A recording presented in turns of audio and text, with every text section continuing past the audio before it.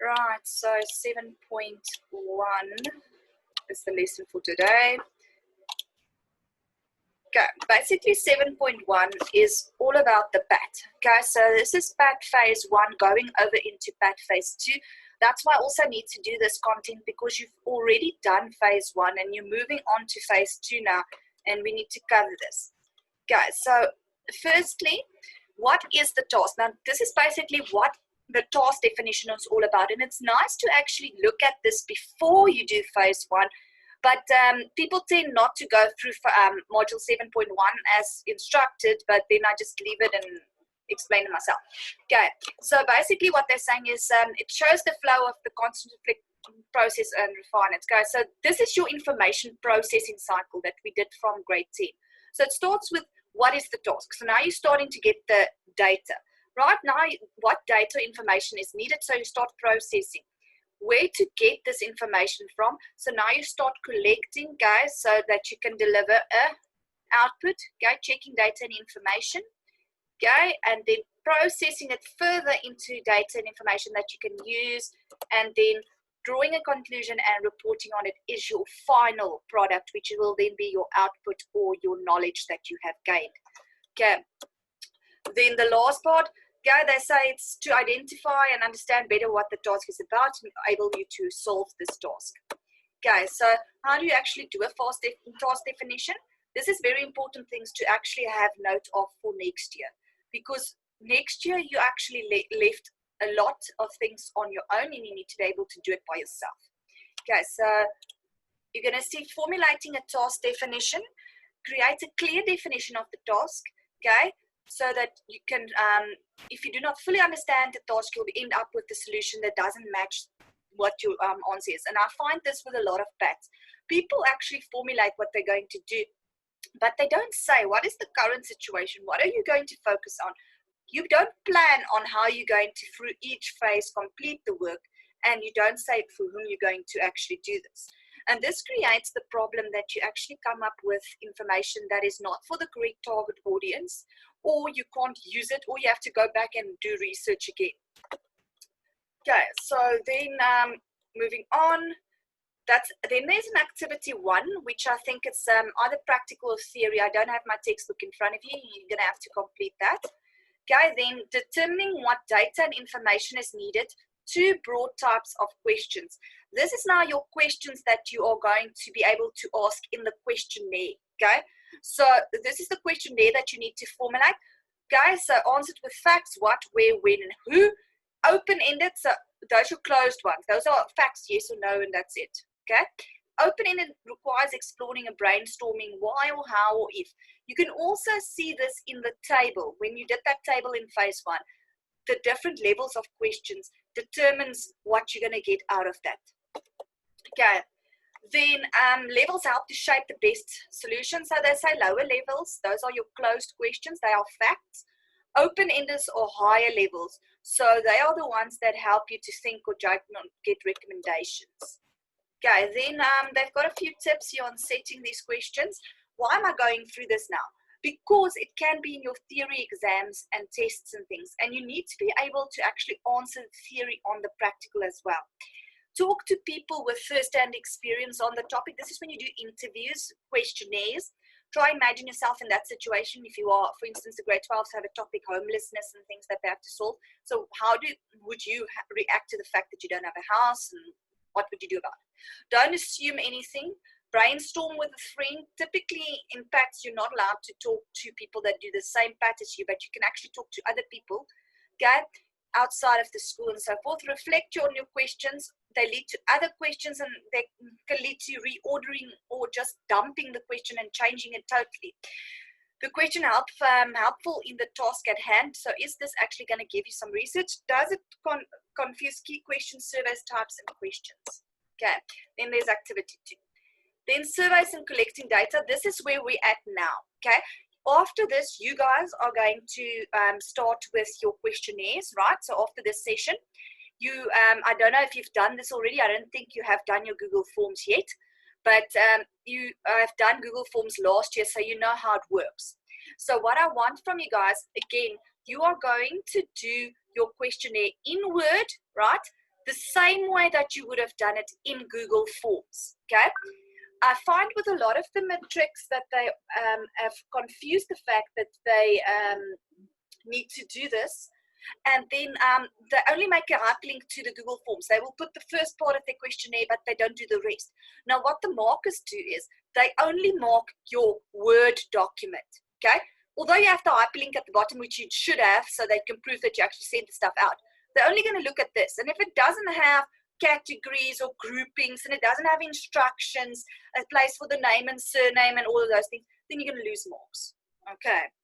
So now we're getting on to surveys, guys. So benefits of using surveys to gather information. It's a quick and easy way to get it from a group of people. Can get analyzed and findings can have the sample group representation and large enough. Data for surveys can be captured and analyzed easily and quickly, and if questionnaires is well designed. Okay. Sometimes only way to get a certain type of information is to ask things about likes and dislikes and things like that. But now what also technology has made better with this is you don't have to be face-to-face to the person. So they can do it in their own time and send it back to you.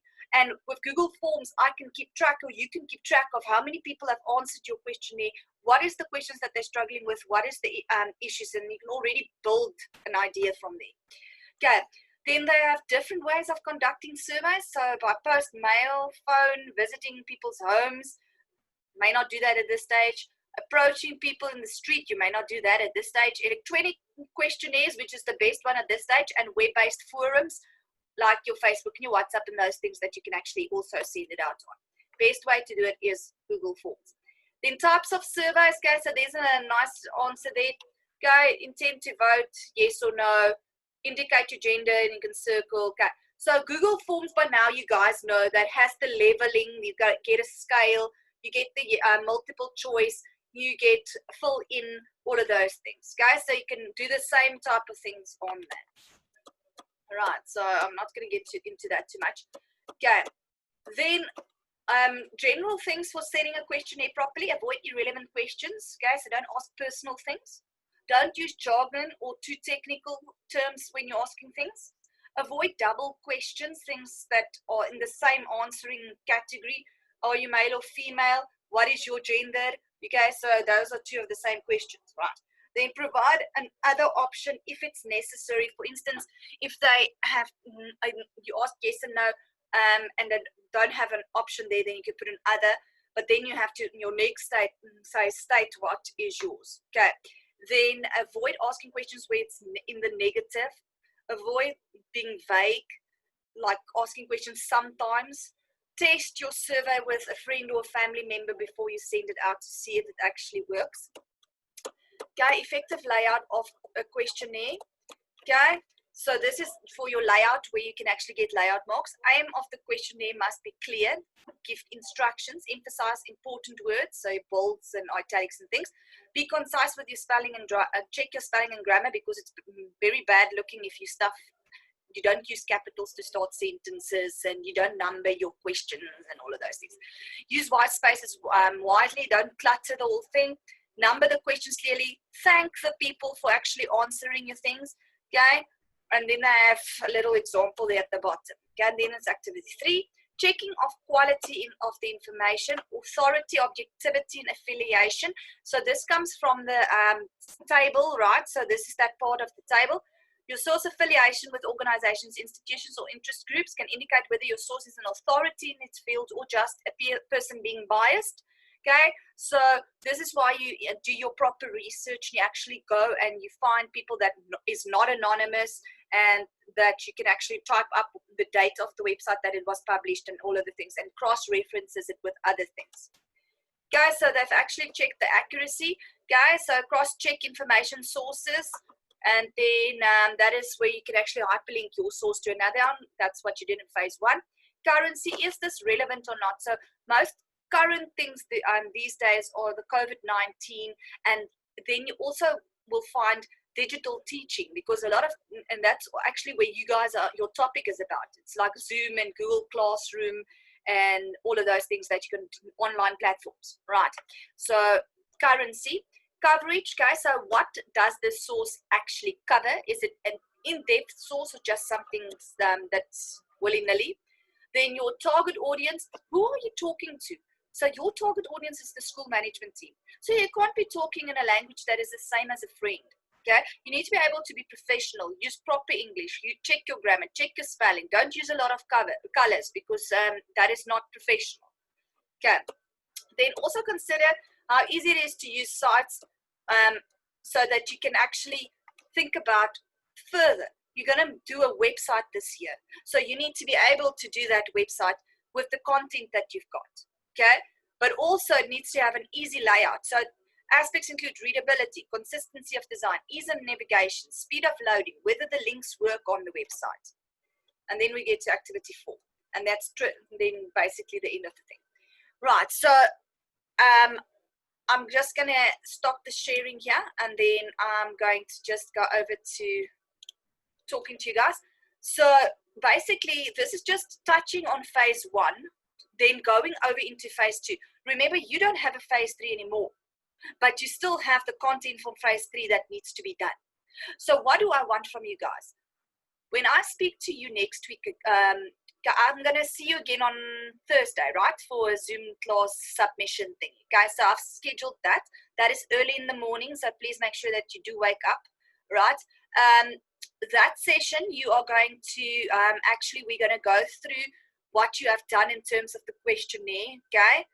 And I'm going to tell you now to start structuring that questionnaire. It again needs to be 10 questions. 9 of them need to be closed, 1 open, okay, like last year. So just 10 plain questions, okay, using the developer tool like I taught you with the tick boxes and all of that. Using the guidelines that I just taught you, needs to be having a space for surname, name, age, instructions, clearly stating how to do this questionnaire, even using an example how to do it. Group your questions under categories, okay, of relevance, whatever they are. Make it neat and tidy. Then I would like to have this before Thursday, okay, that Word document. So that on Thursday, I can tell you whether you're going to go on with your Google Forms or not, okay? So that you know you're going to go on with that. On Thursday, I actually also want to, if you've now done that, then your Google Forms should be sent out after I've told you that it's fine. But I first need to see it, okay? Thursday, we're going to carry on. We're going to discuss the draft 2, which is final. Okay, it's not a draft anymore, it's final. And what needs to be done there, as well as looking at when we are going to submit. Okay, the Google Forms is going to be sent out to 25 people, right? So 25 people needs to receive it. You need to get 25 back. So if more than 25 is fine, but again, I cannot let you send something out if I have not seen what you've done. So you're going to have to do the Word document, okay? Then I will see that, and if I say it's fine, then you can put it over into Google Forms and you can send it out. All right. I'm going to give you an opportunity just to ask any questions if you have any. Yes, any questions? Nothing? Yes, Jaden?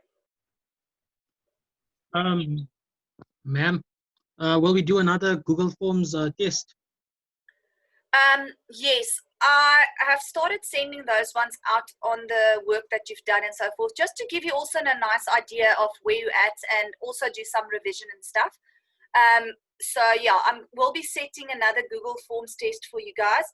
And then please make sure also, I forgot on Thursday, you need to submit the written work for this 7.1 as well as the summary. Okay. I've moved it from Fridays to Thursdays, okay, like we discussed previously because of the time slot changes. So this, over WhatsApp, just send me your picture of your work. All right. Google Form test, I still have to construct that one, but as soon as it's done, I'll post it again. Okay. In short little tests that I put up. So it's not, that shouldn't take you too long. I hope you liked it. Yes, ma'am.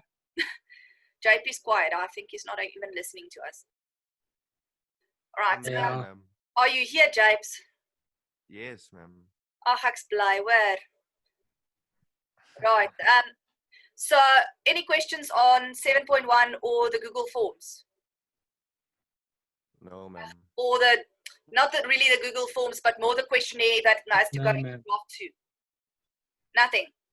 Okay, so the quicker you can send that to me, the quicker I can actually look at it and tell you it's fine. You can say start making your Google Forms and then you can go out. Right. I think that is it. This is a short little class today, but I'll speak to you again on Thursday and it should be a little bit longer, right? So have a good one. Bye-bye.